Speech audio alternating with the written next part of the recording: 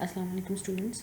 हमने अपने first lecture में स्टार्ट की थी discussion on management accounting. Management accounting के कुछ बेसिक्स को देखा था। आज हम स्टार्ट करते हैं the role of management accounting in decision making, कि मैनेजमेंट अकाउंटिंग मैनेजर्स के डिसीजंस को किस तरह से इफ़ेक्ट कर रही होती है, किस किस एरिया पे इफ़ेक्ट कर रही होती है।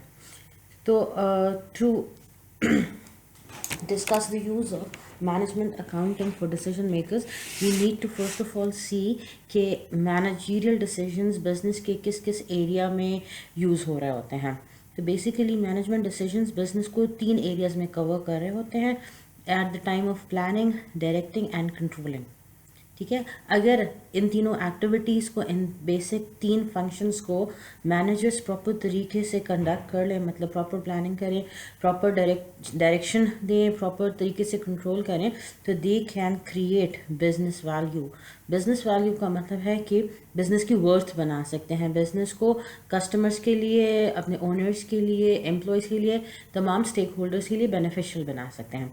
तो बेसिकली मैनेजमेंट डिसीजंस 3 एरियाज़ को कवर करते हैं, प्लानिंग, डायरेक्टिंग एंड कंट्रोलिंग। हम इन 3 एरियाज़ को थोड़ा डिटेल में आगे देखते हैं। द फर्स्ट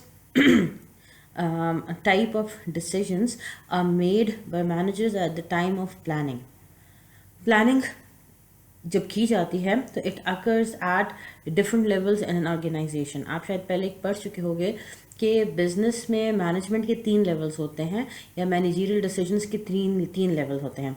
एक हाई लेवल जिस पे हम स्ट्रैटेजी बनाते हैं, फिर मिडिल लेवल मैनेजमेंट होती है, फिर थर्ड लेवल और ऑपरेशनल लेवल मैनेजमेंट होती है।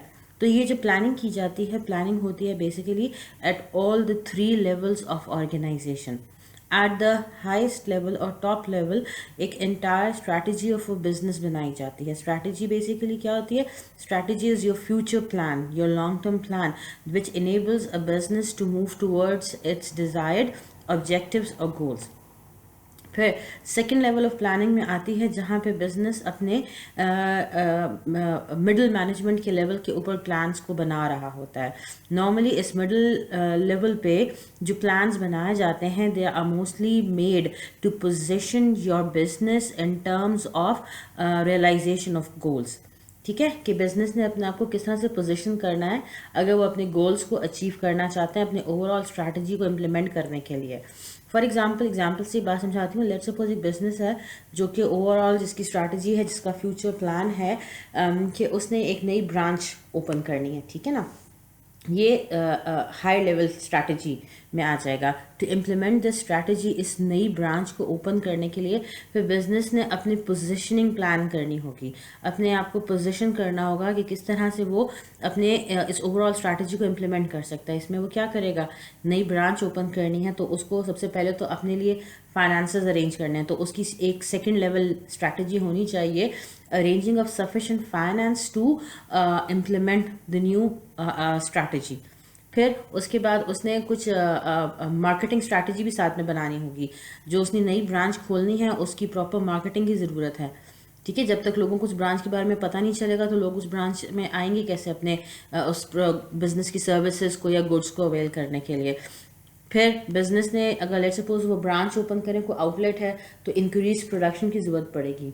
तो प्रोडक्शन प्लान बनाया जाएगा कि जी हमने इस तरह से इतनी ज़्यादा प्रोडक्शन करनी है ताकि उस नई ब्रांच में, उस नए आउटलेट में भी हम अपना प्रोडक्ट अवेलेबल कर सकें। ये पोजिशनिंग है।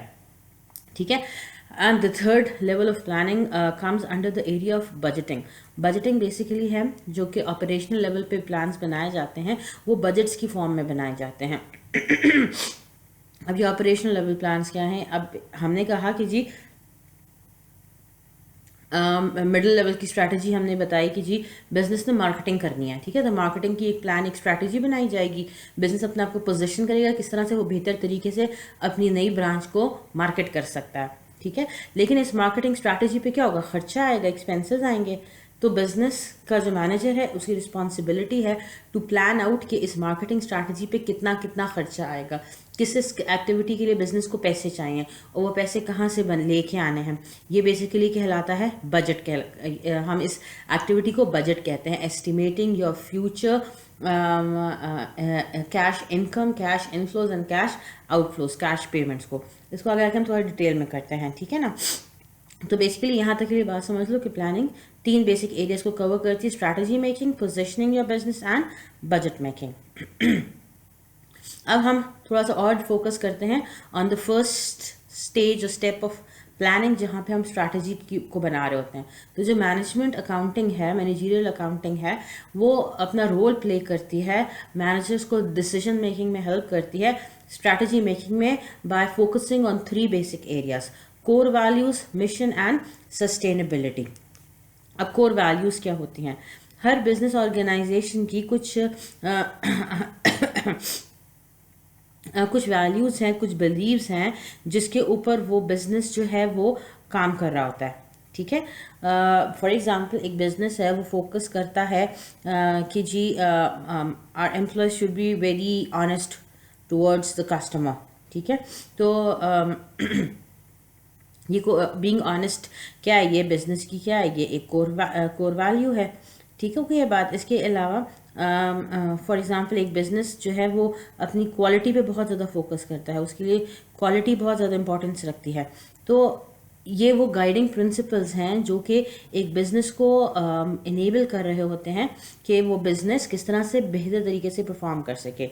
इसकी बाकी और एग्जांपल हो सकती है रिलायबिलिटी। एक बिज़नेस की कोर वैल्यू हो सकती है ऑन रिलायबिलिटी। लॉयल्टी, ठीक है ना। तो loyalty towards your business, loyalty towards your customers. Business जब भी अपनी स्ट्रैटेजी बनाता है, it uses its core values to implement its strategy, ठीक है। फिर उसके बाद स्ट्रैटेजी का सेकंड पार्ट आता है जी मिशन। मिशन बेसिकली हम कहते हैं ये आप बिजनेस स्ट्रैटेजी में पढ़ भी चुके होंगे टर्म्स के मिशन इज द स्टेटमेंट और statement which simply states or which simply defines what a business is. Business अभी क्या कर रहा है, ठीक है ना। बिजनेस अभी क्या कर रहा है, कौन सी सर्विसेज दे रहा है, किन कस्टमर्स को दे रहा है, कौन से प्रोडक्ट्स को सेल कर रहा है। Where a business currently stands is defined by its mission. उसकी क्या ऑब्जेक्टिव्स हैं, उसके क्या गोल्स हैं, वो किस तरह से अपने कस्टमर्स को या किसी भी स्टेक होल्डर को किस तरह सेटिस्फाई करता है, उसकी मिशन स्टेटमेंट बता रही होती है, ठीक है ना। तो स्ट्रैटेजी डिपेंड करती है on the mission statement of a business. कि किसी भी फ्यूचर डायरेक्शन में मूव फॉरवर्ड करने के लिए आप पहले देखते हो ना कि where you are currently standing, उसके बाद आप अपना कोर्स ऑफ एक्शन डिफाइन करते हो कि मैं अगर लेट सपोज मेरा ऑब्जेक्टिव है to reach Lahore the very next day, तो मैं पहले देखूंगी कि आज मैं किस सिटी में हूँ, आज मैं किधर हूँ, आज कौन कौन सी फ़्लाइट्स अवेलेबल हैं जो मुझे कल लाहौर तक पहुँचा देंगी, मैं कौन सा शॉर्टेस्ट रूट ले सकती हूँ, कौन सा इफेक्टिव रूट चूज़ कर सकती हूँ। It will all depends where I stand today. तो बिल्कुल इसी तरह से एक बिज़नेस भी अपने मिशन की बेसिस पे अपनी फ्यूचर स्ट्रैटेजी को बनाता है। ठीक होती बात। फिर उसके बाद हम बात करते हैं third area of strategy, that is sustainability. अब सस्टेनेबिलिटी का क्या मतलब है? सस्टेनेबिलिटी का मतलब ये होता है कि एक ऑर्गेनाइजेशन जब काम कर रही होती है, कोई भी काम करती है, it has to fulfil the interest and needs of all the stakeholders. मतलब कि एक ऑर्गेनाइजेशन जो है वो सिर्फ और सिर्फ अपने ओनर्स के लिए नहीं होती है कि जी ओनर्स को प्रॉफिट कमा के दिया जाए, नहीं। A business has to be sustainable. एक बिज़नेस को फोकस करना चाहिए on other stakeholders as well. ये बिज़नेस ख्याल करेगा, अगर सस्टेनेबल होगा, कि जी हमारे प्रोडक्ट या सर्विसेज से कम्युनिटी को कोई नुकसान ना हो रहा हो, कस्टमर्स को कोई नुकसान नहीं पहुंच रहा है, कोई हम गलत चीज़ नहीं बना के बेच रहे, कोई हम नुकसानदेह चीज़ बना के नहीं बेच रहे। लेट्स सपोज एक मेडिसिन फर्म है, तो they need to be sustainable कि उनकी जो मेडिसिन हैं वो क्वालिटी वाइज अच्छी हों, उनसे उन यूज़र्स को, उन कस्टमर्स को कोई नुकसान ना पहुँचे, ठीक है। फिर इसके अलावा Sustainability also covers how a business deals with its environment. जिस जगह पे वो काम ऑपरेट कर रहा होता है बिजनेस, उसके environment को तो कोई नुकसान नहीं पहुंचा रहा, फैक्ट्री से कोई वेस्ट मटेरियल तो डंप आउट नहीं हो रहा, कोई पॉइजनस गैसेस तो नहीं जा रही हैं, कोई कम्युनिटी कोई सोसाइटी को कोई ख़तरा तो नहीं है। आप अक्सर देखते होंगे कि जी जिस तरह कुछ अर्सा पहले ये जो नेस्ले की बॉटल्स थी इनके साथ लिखा आ रहा था ग्रीन का वर्ड, एक पत्ता बनाता था ग्रीन का वर्ड लिखा होता था। तो बेसिकली इस स्ट्रैटेजी मार्केटिंग स्ट्रैटेजी को इम्प्लीमेंट करके Nestle company was trying to be a sustainable business, कि वो ये मैसेज दे रहे थे कि जो हमारी ये बॉटल्स हैं ये भी इन्वायरमेंट फ्रेंडली हैं, पानी भी इन्वायरमेंट फ्रेंडली है, और इस पानी को बनाने का रिफाइन करने का जो प्रोसेस है it is also environment friendly. तो जब स्ट्रैटेजी बनाई जाती है तो स्ट्रैटेजी फ्यूचर स्ट्रैटेजी बनाते time management has to keep in mind their core values, mission and sustainability factor। फिर टॉप लेवल की स्ट्रैटेजी बन जाती है, उसके बाद बिजनेस क्या करता है, अपने आप को पोजीशन कर रहा होता है। पोजीशन करने में बिजनेस अपने मिडिल मैनेजमेंट को बता रहा होता है कि आपने किस तरह से काम करना है, आपने क्या क्या स्ट्रैटेजीज इम्प्लीमेंट करनी है, आप किस तरह से अपनी ओवरऑल टॉप लेवल स्ट्रैटेजी को इम्प्लीमेंट करोगे। पोजीशनिंग के टाइम पे हम पोजीशनिंग को हम 3 बेसिक डिसीजंस में डिवाइड कर सकते हैं। The first decision making area while positioning your organisation is cost volume profit analysis. Basically जब भी बिजनेस कोई नई स्ट्रैटेजी बनाता है तो उसकी मैनेजमेंट का काम है कि it has to assess and analyse the feasibility of that plan और फिजिबिलिटी ऑफ दैट स्ट्रैटेजी। अब ये फिजिबिलिटी किस तरह चेक की जाती है, प्लान को असेस किस तरह किया जाता है, based on cost and benefits. कोई भी बिजनेस स्टेप लेता है, कोई भी प्लान बनाता है, तो उस प्लान को इम्प्लीमेंट करने पे बिजनेस को खामखा कुछ खर्चा करना पड़ता है, कोई कॉस्ट आती है, and in return of that cost वो स्ट्रैटेजी इम्प्लीमेंट होने के बाद बिजनेस को कोई फ़ायदा देगी। फ़ायदा क्या हो सकता है, इंक्रीज्ड कस्टमर्स हो सकते हैं, नंबर ऑफ कस्टमर्स ज़्यादा हो सकते हैं, बिज़नेस की सेल ज़्यादा हो सकती हैं, बिज़नेस का प्रॉफिट ज़्यादा हो सकता है, बिज़नेस कोई नई मार्केट को टारगेट कर सकता है। इस तरह के benefits, financial and non financial benefits दोनों हो सकते हैं बिज़नेस के। तो बिज़नेस के मैनेजर्स का काम होता है कि पहले अपने आप को मार्केट में लेके जाने से पहले, पोजीशन करने से पहले, अपनी नई स्ट्रैटेजी को इम्प्लीमेंट करने से पहले it has to conduct a cost volume profit analysis, जिसमें ये देखा जाता है, असेस किया जाता है कि बिज़नेस जो स्ट्रैटेजी पे इतना खर्चा करेगा उससे बिज़नेस को कितना बेनिफिट मिलेगा। क्या कॉस्ट से ज़्यादा हमें रिटर्न्स मिलेंगे या कॉस्ट से कम रिटर्न्स मिलेंगे। अगर कॉस्ट से ज़्यादा रिटर्न्स मिल रहे हैं then we are going to implement our strategy, we should put more efforts into designing developing this strategy. और अगर हमें पहले पता चल गया कि जी इस स्ट्रैटेजी को इम्प्लीमेंट करने से हमें इतना फ़ायदा नहीं मिलेगा, तो फिर क्यों बिज़नेस इतनी मेहनत करे, इतना स्ट्रगल करे, इतना टाइम लगाए इस स्ट्रैटेजी की प्लानिंग के ऊपर। फिर global trade and transfer positioning के टाइम पे बिजनेस ये भी देखता है कि वेदर जो हम स्ट्रैटेजी न्यू इम्प्लीमेंट कर रहे हैं वो किस लेवल पे, किस स्केल पे हमने स्ट्रैटेजी को इम्प्लीमेंट करना है। एट अ ग्लोबल ये जो स्ट्रैटेजी है it is focusing on the local level, national level और इंटरनेशनल ग्लोबल लेवल की स्ट्रैटेजी है। मेरी जो स्ट्रैटेजी है उसका इम्पैक्ट सिर्फ लोकल लेवल पे होगा, जहाँ पे मैं करंटली अपने कस्टमर्स को प्रोडक्ट्स दे रहा हूँ, सर्विसेज दे रहा हूँ, क्या सिर्फ उन पे असर पड़ेगा, नेशनल लेवल पे असर पड़ेगा नहीं है, या I am moving towards global strategies और ग्लोबल बिजनेस की तरफ मैं जा रहा हूँ। मैं एक लोकल कंपनी हूँ, मैं नेशनल कंपनी हूँ, या मैं मल्टी नेशनल कंपनी हूँ। फिर पोजीशनिंग के टाइम पे बिजनेस के मैनेजर्स प्लान आउट करते हैं डिफरेंट स्ट्रैटेजीज़ को। Different strategies how are they going to production strategy बनाई जाती है कि जी प्रोडक्शन कैसे होगी, रॉ मटेरियल हमने कहाँ से ख़रीदना है, और इस रॉ मटेरियल को हम प्रोक्योर किस तरह करेंगे, मेंटेन किस तरह करेंगे, कौन सा प्रोडक्शन प्रोसेस इस्तेमाल किया जाएगा। फाइनेंशियल स्ट्रैटेजीज़ बनाई जाती हैं कि जी हमें कितना फाइनेंस चाहिए, वो फाइनेंस कहाँ से अवेलेबल होगा, इंटरनली फाइनेंस अरेंज करेंगे, एक्सटर्नली फाइनेंस लेके आएंगे, प्राइसिंग कैसे करेंगे अपने प्रोडक्ट की, ब्रांडिंग कैसे होगी, मार्केटिंग कैसे परफॉर्म करेंगे, क्या हमें नए लोग हायर करने तो हायरिंग प्रोसेस क्या होगा। ये तमाम स्ट्रैटेजीज़ बनाई जाती हैं at the second level of planning, that is positioning your strategy. फिर थर्ड स्टेप ऑफ प्लानिंग में होता है बजट्स बनाए जाते हैं।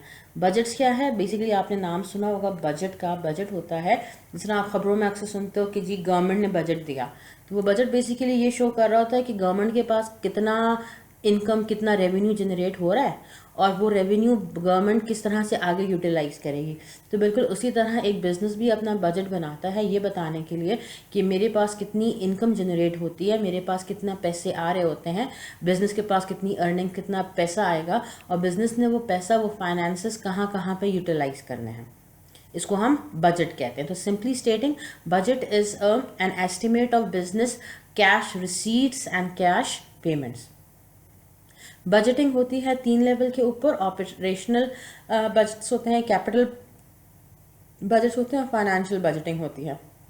ऑपरेशनल बजट्स होते हैं जब बिजनेस अपने बजट्स क्रिएट करता है, एस्टिमेट्स लगाता है, तो ऑपरेशनल लेवल पे देखता है कि मेरे डिफरेंट ऑपरेशन पे मुझे कितना कितना खर्चा आएगा और उस खर्चे को पूरा करने के लिए मेरे पास पैसे कहाँ से आएंगे।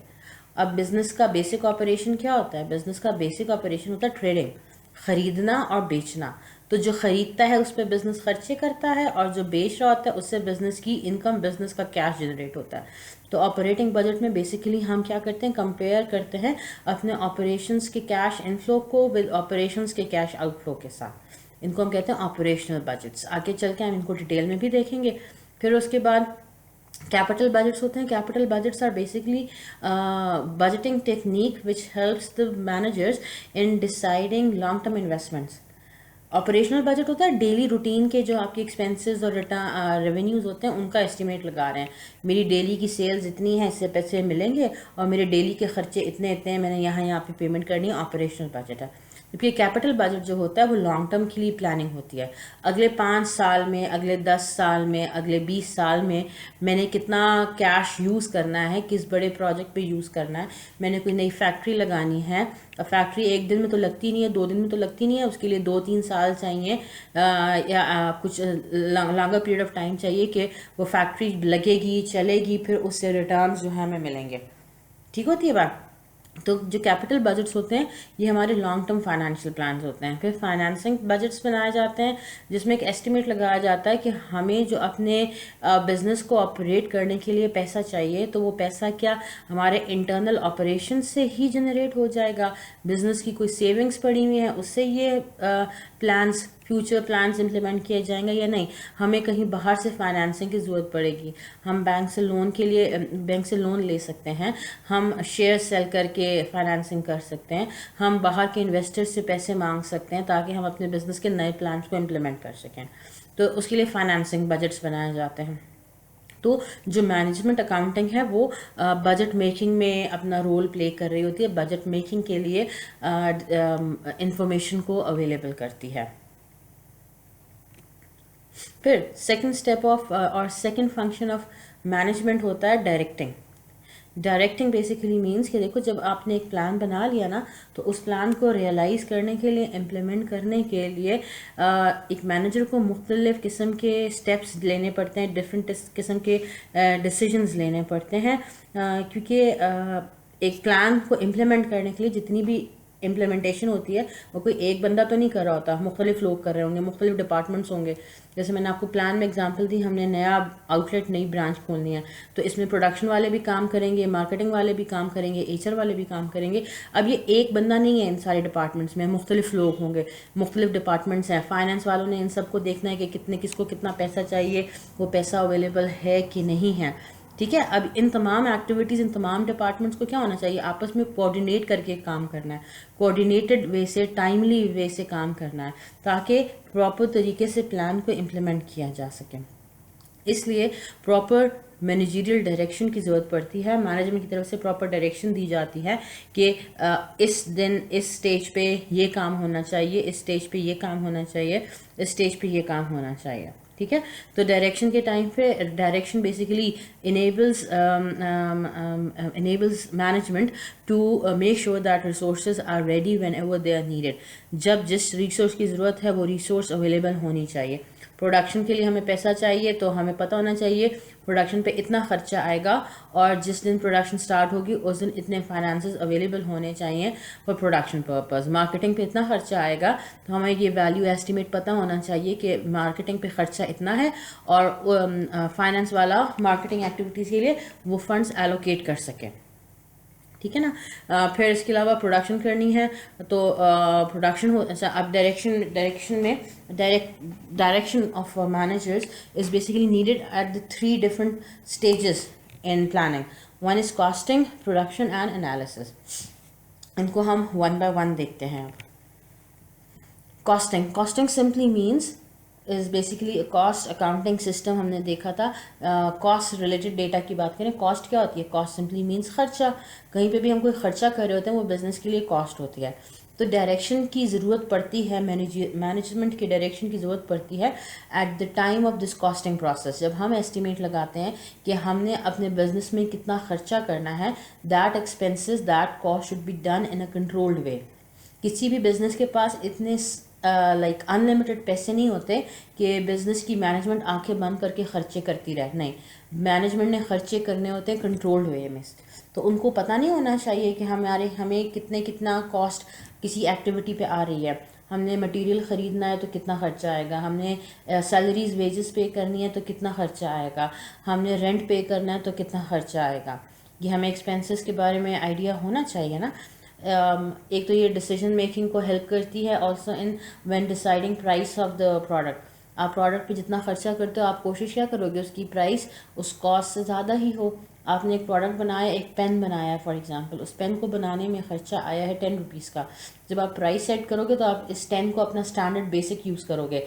मैंने प्राइस सेट करनी है इस 10 रुपीज़ से ज़्यादा, क्योंकि मुझे प्रॉफिट चाहिए। तो इस प्रॉफिट अर्निंग के लिए ज़रूरी है कि आपके पास एस्टिमेट हो कि आपने प्रोडक्शन पे कितना खर्चा किया है। ठीक है, तो उसके लिए हम क्या, जो मैनेजर्स हैं वो क्या करते हैं, कॉस्टिंग को इस्तेमाल करते हैं। कॉस्टिंग में हम देखेंगे आगे चल के, इसको और डिटेल में पढ़ेंगे कि डिफरेंट कॉस्टिंग मेथड्स होते हैं, जिन मेथड्स को इस्तेमाल करके कॉस्ट को कैलकुलेट किया जाता है, और कुछ कॉस्ट कॉन्सेप्ट्स अप्लाई किए जाते हैं जिनकी बेसिस पे हम ये देखते हैं कि किस तरह से हमने कॉस्ट को असाइन करना है डिफरेंट डिसीजन को लेने के लिए। तो डिफरेंट कॉस्टिंग मेथड्स हम पढ़ेंगे। जॉब कॉस्टिंग है, प्रोसेस कॉस्टिंग है, ना एक्टिविटी कॉस्टिंग है। इनको आगे जाके हम डिटेल में चीज़ें देखेंगे। बस सिंपली फॉर दिस स्टेज आप ये समझ दो कि कॉस्टिंग ज़रूरी होती है for making appropriate managerial decisions.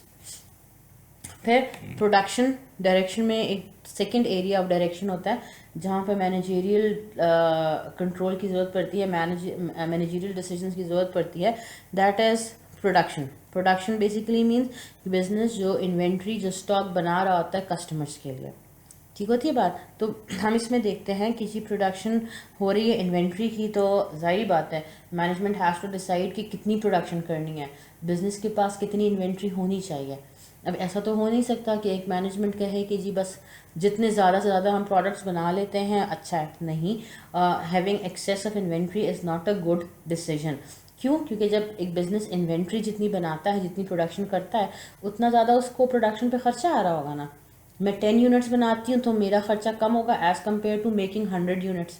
तो एक तो जब इन्वेंट्री ज़्यादा होती है तो मेरी कॉस्ट ऑफ प्रोडक्शन भी ज़्यादा होती है, क्योंकि मैं ज़्यादा मटेरियल वगैरह इस्तेमाल करके प्रोडक्शन कर रही होंगी। सेकेंडली, हमारी इन्वेंट्री ऐसी होती है कि अब ज़रूरी नहीं है कि मैंने लेट्स सपोज 100 यूनिट्स की प्रोडक्शन की, तो मेरी क्या ज़रूरी है कि 100 के 100 आइटम्स मार्केट में सेल हो जाएंगे? नहीं, कभी ज़्यादा होंगे, कभी कम होंगे।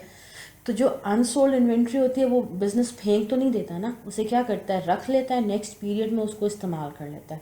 लेकिन बाद में इन्वेंट्री की नेचर ऐसी होती है कि वो ज़्यादा टाइम तक स्टोर नहीं हो सकती है। ठीक है, ख़राब हो जाती हैं चीज़ें, एक्सपायर हो जाती हैं। आपने फैक्ट्री का एक गोडाउन लिया हुआ है जिसके अंदर इन्वेंट्री को स्टोर किया हुआ है, वहाँ पे कोई दीमक आ जाती है, कोई कीड़ा आ जाता है, बारिश होती है, पानी की वजह से वो चीज़ें ख़राब हो जाती हैं। तो इन्वेंट्री अगर अनसोल्ड फॉर्म में बहुत अरसे, लंबे अरसे तक बड़ी रहे तो उसके ख़राब होने के चांसेस हैं। अगर आप उसको ख़राब होने से बचाना चाहोगे तो मैनेजमेंट को और एक्स्ट्रा ख़र्चा करना पड़ेगा इस इन्वेंट्री को प्रॉपर तरीके से स्टोर करने के लिए। आप कोई बंदा हायर करोगे जो कि इन्वेंट्री पे चेक एंड बैलेंस रखेगा, इसको काउंट करेगा, इसकी सफाई करेगा, इसकी मेंटेनेंस का ख्याल करेगा। बिजनेस पे क्या आएगा, एक्स्ट्रा खर्चा आएगा। कहने का मतलब यह है कि बिजनेस बहुत ज़्यादा इन्वेंट्री बना के अपने पास स्टोर नहीं कर सकता। अच्छा, तो फिर इसका मतलब है कि क्या कि हम बहुत थोड़ी सी इन्वेंट्री की प्रोडक्शन करें? नहीं, ये भी एक अच्छा आइडिया नहीं है। क्यों अच्छा आइडिया नहीं है? क्योंकि अगर हम ज़रूरत से कम इन्वेंट्री की प्रोडक्शन करेंगे तो इससे होगा ये कि हमारे जो कस्टमर है वो हमसे जा सकता है। अब मैं एक शैम्पू बनाने वाली कंपनी की मैनेजर हूँ, और मैंने कहा कि जी सब हम प्रोडक्शन कम करते हैं। तो प्रोडक्शन कम करेंगे तो क्या होगा? मार्केट में मेरा प्रोडक्ट कम पहुंचेगा। अब कोई कस्टमर है जो कि मेरा प्रोडक्ट इस्तेमाल करता है, वो दुकान पे जाता है और मेरे प्रोडक्ट की डिमांड करता है and it is not available, तो क्या होगा? वो कस्टमर मेरा शैम्पू छोड़ के किसी और कंपनी का शैम्पू परचेज़ कर लेगा। और अगर वो उस दूसरी कंपनी से सेटिस्फाइड हो जाता है तो वो नेक्स्ट टाइम आके मेरी कंपनी का प्रोडक्ट नहीं मांगेगा, वो सब्स्टिट्यूट को की डिमांड कर देगा। इस तरह से मैं क्या कर रही हूँ? मैं अपने कस्टमर्स लूज़ कर रही हूँ। तो कहने का मतलब ये है कि business should have an optimal level of inventory at all the time. तो ये ऑप्टिमल लेवल ऑफ इन्वेंट्री को डिफाइन करना, इसको इस अमाउंट का को असेस करना, इवेलुएट करना, कंट्रोल करना काम होता है मैनेजर्स का। ठीक है। फिर किस तरह से रिस्पॉन्सिबिलिटी, प्रोडक्शन रिस्पॉन्सिबिलिटी, अब सिर्फ क्वांटिटी की बात नहीं है, हमने क्वालिटी पे भी फोकस करना है कि जो कि जो हमारी इन्वेंट्री की क्वालिटी है वो प्रॉपर तरीके की है कि नहीं है, जो हमारी स्पेसिफिकेशंस हैं उसके मुताबिक हमारी प्रोडक्शन होती है कि नहीं होती है, क्वालिटी में कोई मसला तो नहीं होता, हम प्रोडक्शन ज़्यादा करते हैं तो क्वालिटी ख़राब तो नहीं हो जाती है। बात समझ में आती है? ये तमाम चीज़ें देखना मैनेजर का काम होता है। फिर डायरेक्टिंग में थर्ड एरिया ऑफ डायरेक्शन होता है analysis. Managers have to make certain analysis during directing phase of management, और इस एनालिसिस का मकसद ये होता है कि मैनेजर टाइमली वे से प्रॉपर डिसीजंस ले सकें। अब एनालिसिस में जो 3 बेसिक एनालिसिस के एरियाज आते हैं, one is outsourcing, contribution margin and special orders.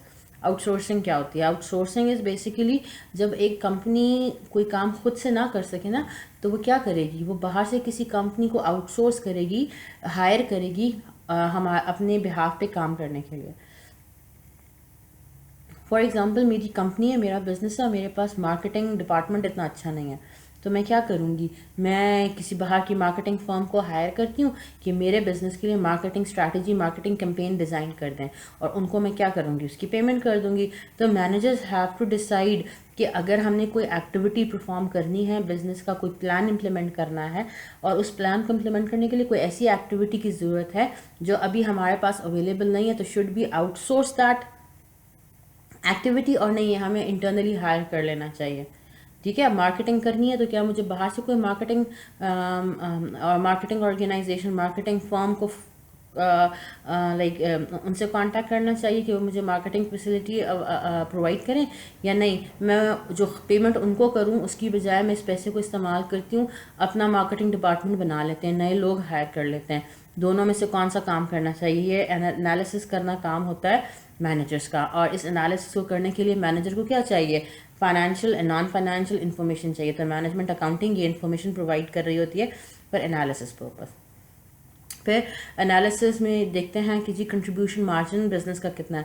Contribution margin base simply means your price minus your cost. Business production पे जितना खर्चा कर रही है उससे बिजनेस को कितने रिटर्न्स मिल रहे हैं इन फॉर्म ऑफ प्राइस, ये कंट्रीब्यूशन मार्जिन शो करता है। तो बिज़नेस का कितना प्रॉफिट मार्जिन होना चाहिए उसकी सेल्स के ऊपर, उसके प्रोडक्ट की प्राइसिंग के टाइम पे, इस चीज़ का एनालिसिस करना काम होता है मैनेजमेंट का। फिर मैनेजर्स को एनालिसिस परफॉर्म करनी पड़ती है while taking special orders. Special orders होते हैं, मेरी नॉर्मल प्रोडक्शन हो रही होती है, प्रोडक्शन है, मैं लेट्स सपोज पेन्स की प्रोडक्शन करती हूँ और मेरी मंथली डिमांड है मार्केट में 500 पेन्स की फॉर एग्जांपल, तो मैं नॉर्मली 500 पेन्स बनाती हूँ। एक मेरा कोई डिस्ट्रीब्यूटर है, कोई होलसेलर है, उसने मुझे स्पेशल ऑर्डर दिया, उसने मुझे कॉल करके कहा कि इस मंथ मुझे एक्स्ट्रा 100 पेन्स चाहिए, किसी कस्टमर ने मांगे हैं। तो ये बिज़नेस के लिए, हमारे प्रोडक्शन बिज़नेस के लिए क्या होगा? एक स्पेशल ऑर्डर होगा। तो अब मैनेजर्स ऐसे तो नहीं करते कि बस आंखें बंद करके कहते हैं हाँ जी हम आपका ये ऑर्डर पूरा कर लेंगे। नहीं, उस मैनेजर को देखना पड़ेगा कि क्योंकि उसने जो रूटीन के 500 पेन्स हैं वो तो बनाने ही बनाने हैं ना। इन 500 पेन्स के अलावा उसने 100 पेन्स की प्रोडक्शन और करनी है। ये 100 पेन्स और जो बनाने हैं इसमें क्या लगेगा? टाइम लगेगा, पैसा लगेगा, रॉ मटेरियल लगेगा, हमारे वर्कर्स की स्किल्स लगेंगी। तो इस सब पे क्या होगा? बिजनेस को खर्चा आएगा।